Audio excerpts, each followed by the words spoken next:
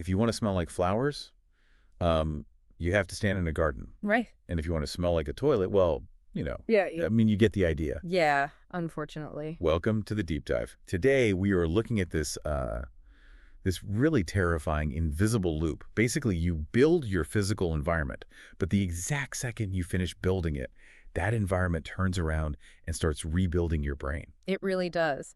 And we are pulling this concept today from a pretty fascinating essay from June 2023. It's by an author named Su Feng, and it was edited by Kinyu. Okay, got it. Yeah, so the title is literally Humans Create the Environment Transforms Humans.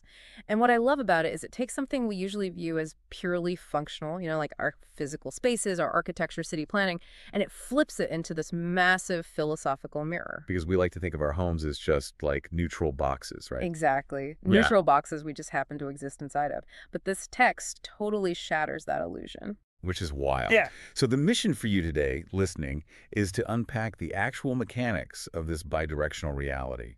We're going to explore how your consciousness physically constructs the world around you, and then how that same world rewires your neural pathways. Yeah, and we'll get into what the source identifies as the ultimate and highly controversial, I might add, obstacle, the heavy chains keeping us from living in our ideal environments. It gets really intense. But let's start with that first half alone, how we actually build our spaces. Right. So the author grounds this in a really universally recognizable scenario. Picture two families, and they live right side by side. Same street, same everything. Exactly. They share the exact same economic conditions, same climate, same soil. But if you walk down their street, you see two completely different realities. Right. One yard is just immaculate. It's teeming with life, blooming flowers, fruit trees everywhere. And the other one? The yard right next door is this unkempt, lifeless expanse that's just filled with garbage. Yeah, the text really drives this home with the analogy of a blank plot of land, too. Like, if you hand the exact same patch of dirt to the three different people, you'll literally watch three distinct universes spring up. Oh, for sure. Like, one person looks at the dirt, and their mind just demands a perfectly manicured green lawn. Right, they want order. Yeah. But then another person immediately starts, tilling the soil for a vegetable garden. And the third person just pours concrete to create a small communal square for people to gather. So the physical space is really just acting as a raw manifestation of the internal state, the values of the person occupying it. Which means the environment is entirely a product of human consciousness. Yes. Okay, let's unpack this, because there's a highly effective way to visualize what the author's getting at here. I'd love to hear it. Well, if you think about it, our physical spaces, like your bedroom, your office desk, your front yard, they're essentially the UI, the user interface of our brains. Oh, that's a great way to put it. Right. Like when you look at a computer monitor, the perfectly organized folders or the totally chaotic desktop with files everywhere, those are just visual displays of the underlying invisible code. Yeah, the physical display of the mental code. Exactly. So a neglected, messy yard or a vibrant garden is just the outward physical UI of our internal mental state. So the external world is basically the monitor, and the human consciousness is the processor. Right. Though, I do have to playfully push back on the author's implication here just a little bit. Oh, how so? Well, does a cluttered desk or an overgrown yard inherently mean someone has a, quote, chaotic or lifeless soul? That's a fair question. Because what if the consciousness inside that house is just prioritizing a completely different set of data? Like the person with the overgrown yard might be inside writing a brilliant symphony. Yeah, their mental UI just isn't allocating processing power to landscaping. Exactly. It's not necessarily a bad soul, just a busy one. I think that is a very fair critique of the whole clean versus dirty binary. Human intentionality is, well, it's rarely that black and white. Right. But if we connect this to the bigger picture, the author doesn't just leave this theory at the edge of the front lawn. They actually scale this exact same UI concept up to the level of entire nations and societies. Oh, right. The global superpower part. And, just to be clear for everyone listening, we're essentially looking through the author's specific philosophical lens here to see how they categorize these nations. Definitely. We aren't making a political endorsement or taking a side. We're just impartially reporting this fascinating exercise in seeing nations as, like, giant collective minds projecting their internal values. Yeah, it's purely about the author's framework. And the argument here is that the vastly different social living environments of countries like the United States, China, and Japan are direct physical manifestations of differing national consciousnesses. So what's the author's take on the U.S.? Well, they argue that in the United States, the collective consciousness prioritizes private property and territory as sacred. And you can literally see that value system coded into the physical landscape. Yeah. I mean, it manifests as sprawling suburbs, massive individualized plots of land, miles and miles of fencing. Yeah, and strict zoning laws separating private domains from public ones. The belief physically builds the architecture. So it's the nation's UI. What about the others? Then the text points to China, where the driving consciousness, according to the author, promotes wealth, equality, and common prosperity. And how does that show up? Well, the physical and social environment adapts to prioritize massive communal infrastructure, vast public squares, and integrated societal planning, rather than those isolated, individualized territories. That makes sense within the framework. Yeah. And Japan. Finally, the author points to Japan. They argue the societal value system there is deeply geared toward protecting private generational enterprises. So the environment physically protects and nurtures these century-old businesses, just weaving them permanently right into the geography of their cities. Wow. Okay, so I buy the argument for the front lawn, and honestly, even for the nation, because in both cases, the consciousness is dictating the construction. Right. But that creates a really terrifying secondary question for me. What happens when you are dropped into a room you didn't design? Does the room start hacking your internal code? That is the exact pivot the text makes. The environment transforms the human. Once the room is built, the room starts working on you. The inward force. Exactly. And the author illustrates this half of the loop using one of the most famous historical anecdotes in Chinese philosophy. Oh, the story of Mencius's mother and her 3 moves. Yes, it is a total masterclass in environmental determinism. So, just for context, Mencius was a legendary Chinese philosopher, Yay. second only to Confucius in that tradition. Right, highly influential. But long before he was a scholar, he was just a kid.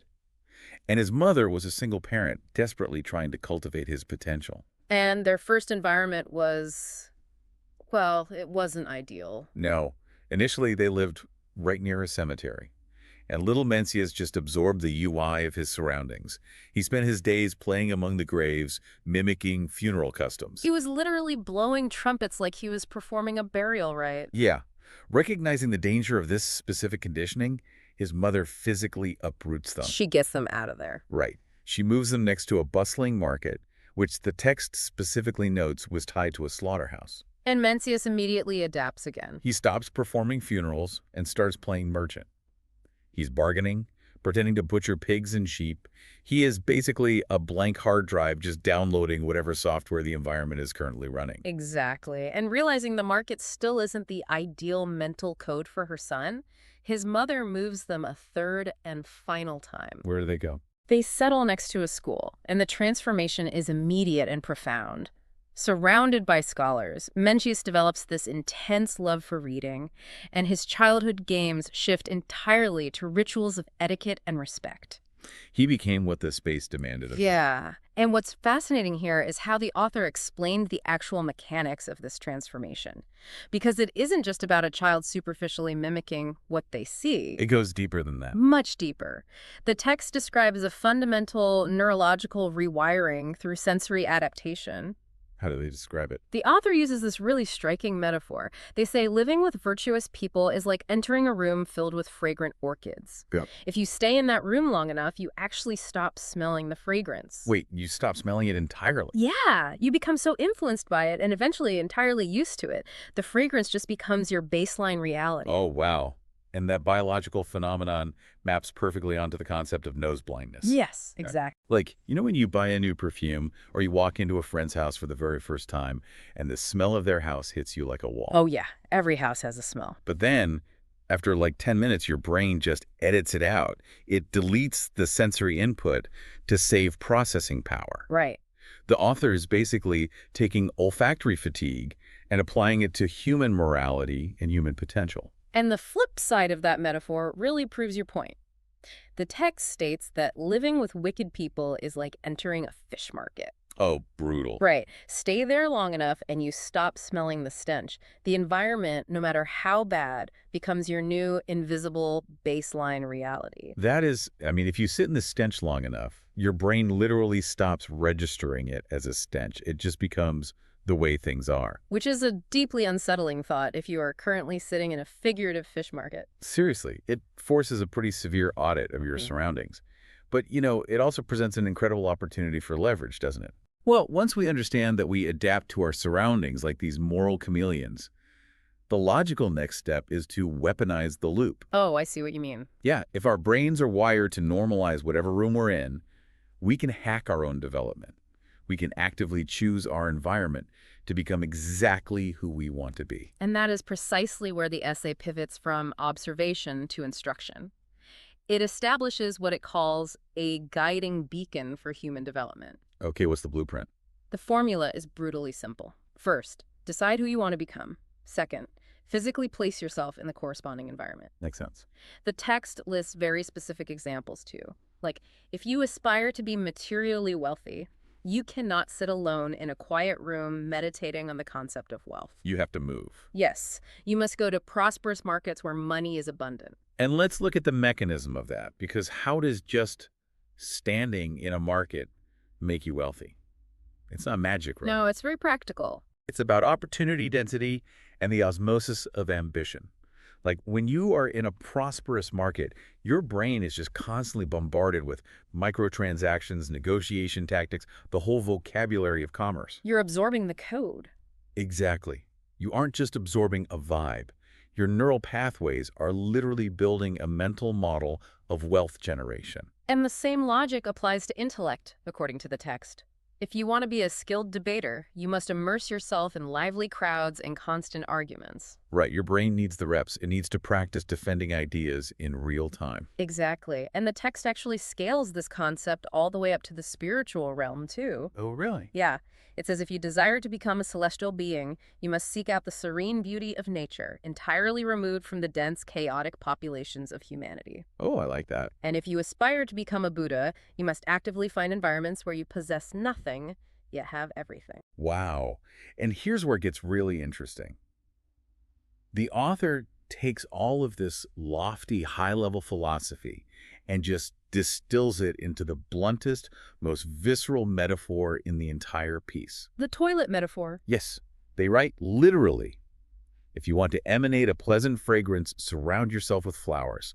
If you want to emit a foul odor, stay in the toilet. I mean, the causality there is undeniable. The environment is the cause, you are the effect. It's just a slap in the face. If you're in the toilet, you're going to smell like the toilet. It's true. So if you are deeply unsatisfied with the version of yourself you're projecting into the world, you have to examine the ground you are standing on. Right. And so the solution seems completely obvious, doesn't it? Just open the door, walk out, and step into the flower garden. Be like Mencius's mother. Pack your bags and go to the school or the mountain or the market. You would think it's that easy. And the author acknowledges how simple the formula sounds. But then they immediately hit us with a pretty brutal reality check. What's the catch? Escaping the toilet is, according to the text, as challenging as reaching the blue sky. Wait, why? Well, the author says we know heaven exists.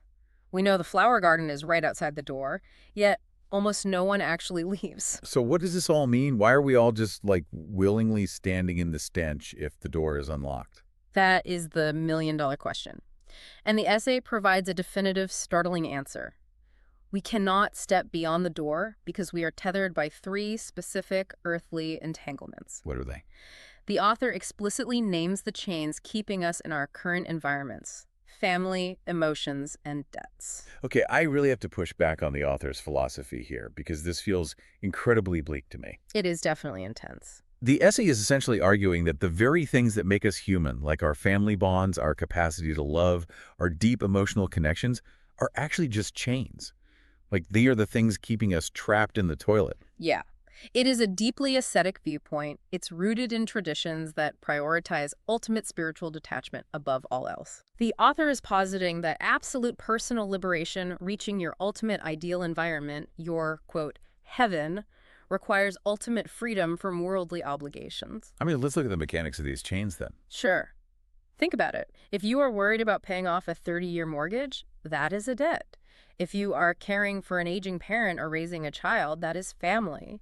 And if you are navigating the complexities of a romantic relationship, those are emotions. And they act as heavy physical anchors. Like you literally cannot freely wander off to the serene mountains to become a celestial being if you have to pick up your kids from soccer practice at 4 p.m., right? Really? Or if you have a credit card bill due on the 15th. The tension in the text here is just immense. The author literally writes, "Once we are free from these attachments, heaven is not far away."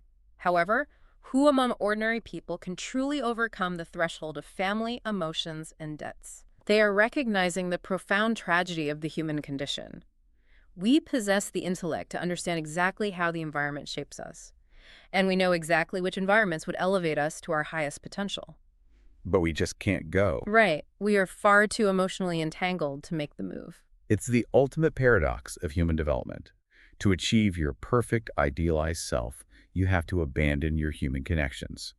The pursuit of the flower garden actually demands isolation. Yeah. So we are just trapped in the loop. Consciousness creates the space shapes the person, and while the path to a better self is just a matter of changing locations, our deepest loves and responsibilities keep our feet cemented to the floor. It really requires us to weigh the cost of self-actualization against the value of community. You have to decide if the scent of the orchids is worth the solitude required to sit in the room. Man, it really forces you to reframe the way you look at your own life and, the invisible forces holding you in place. It definitely changes your perspective. And that actually brings us to the end of our journey today. But before we go, I want you, the listener, to do an audit. Highly recommend it. I want you to look around the room you are currently sitting in. Look at your UI. Look at the space your consciousness has created or the space you have allowed your brain to adapt to. And I want you to ask yourself a very uncomfortable question. What is this environment turning me into? You have to accurately identify the smell of the room before you can make the conscious decision to move. Absolutely. Thank you so much for joining us on this deep dive. As we leave you today, I want to offer one final lingering thought to mull over, building on that startling conclusion about our earthly attachments. Let's hear it. We started this conversation viewing physical spaces as neutral containers. We've discovered they are active participants in creating who we are. But if reaching your ultimate heaven, escaping your current container to find your perfect environment, requires entirely severing all your ties to family, to emotions, to the people you love, does the ideal environment require us to sacrifice our very humanity to get there? Or is there a way to break the rules of the loop? Is it possible to tear down the walls of the toilet, completely redesign the UI, and bring our loved ones into the flower garden with us? Keep questioning the world around you. We'll catch you next time.